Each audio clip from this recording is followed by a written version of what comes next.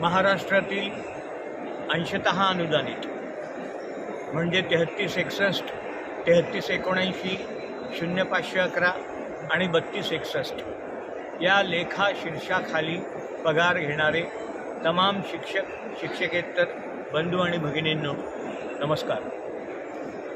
मी बोललो होतो की मुंबईला दर महिन्याला गेलं नाही की वेतनाची बोंब होते। माझ्या या बोलण्यावर काही लोकांनी व्हॉट्सअप ग्रुपवर उपहासात्मक प्रतिक्रिया दिल्या, पण त्याचा विचार न करता चांगल्याबरोबर वाईटही काही असतात असं गृहीत धरून मी पुढे कामाला लागलो। आज सकाळी मुंबईला आलो आणि या लेखा शीर्षाखाली पैसे का आले नाही याची जेव्हा माहिती घेतली तेव्हा वित्त विभागानं 70% पैसे प्रत्येक लेखा शीर्षाला सोडले आणि आपले मागच्याच महिन्यात टप्पावाढीसह 268 कोटी आल्यामुळे आपण 70%चा आकडा पार केला होता। त्यामुळे आपल्याला या लेखाशीर्षाखाली या महिन्यात पैसे मिळाले नाही। आज या सर्व लेखाशीर्षांना किती पैसे शिल्लक आहे याची माहिती घेतली। एकूण तरतुदीच्या 570 कोटी रुपये सध्या शिल्लक आहे। नोव्हेंबर डिसेंबरला किती पैसा लागणार आहे टप्पावाढ आणि नियमित वेतन या सगळ्यांचा, तर तो लागणार आहे 558 कोटी।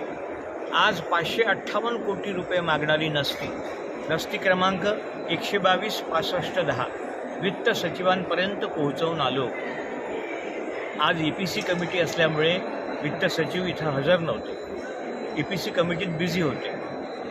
तेही सांगायचं राहिलं की EPC कमिटीची बैठक सुरू होण्यापूर्वी माननीय अजितदादांची भेट घेऊन आपली जी 837 कोटी रुपयाची पुरवणी मागणी आहे ती मंजूर करा अशी विनंती देखील करून आलो। आणि आता उद्या माननीय प्रधान सचिव व्यय वित्त हे आल्यानंतर किती जास्तीत जास्त पैसे मंजूर करता येतात ते मंजूर करून घेऊन परत तुम्हाला उद्या सांगतो। आणि तुमचा नोव्हेंबर डिसेंबर महिन्याचा पगार आता मी उशिरा आल्यामुळे उशिरा होणार आहे, कारण उद्या जरी सेक्रेटरींनी सही केली तरी प्रत्यक्षात पैसा हा गुरुवारी वगैरे येईल। मग तो शुक्रवारी डायरेक्टर ऑफिसला जाईल, शुक्रवारी संध्याकाळी किंवा सोमवारी सकाळी तो क्षेत्रीय स्तरावर येईल आणि त्याच्यानंतर बिलं जातील। म्हणजे या महिन्याच्या नोव्हेंबर महिन्याच्या पगाराला तुम्हाला निश्चितपणे 10 ते 15 डिसेंबर उजाडणार आहे, हे लक्षात घ्या। हे सगळं का होतं, असं सगळं का व्हावं हा खरोखर दुर्दैवाचाच प्रश्न आहे। म्हणजे बजेट होत असताना बजेट किती टक्के दर महिन्याला सोडायला पाहिजे, किंबहुना ते एकत्रित का सोडण्यात येऊ नये याच्यावर चिंतन करणं गरजेचं आहे। आपण ते चिंतन करा। मी तुमच्यासाठी इथं थांबतो आहे, तिकडे खिंड तुमच्यावरच ठेवली आहे। म्हणजे अब तुम्हारे हवाले वतन साथियो असं म्हणून सगळं तुमच्याकडे मतदारसंघ सोडला आहे। आपण मतदारसंघात काम करा, मी आपल्यासाठी इथं फिरतो आहे, तुर्तास एवढेच। आपण फक्त पाठीवर हात ठेवून लढ म्हणा, मी लढतो आहे। धन्यवाद।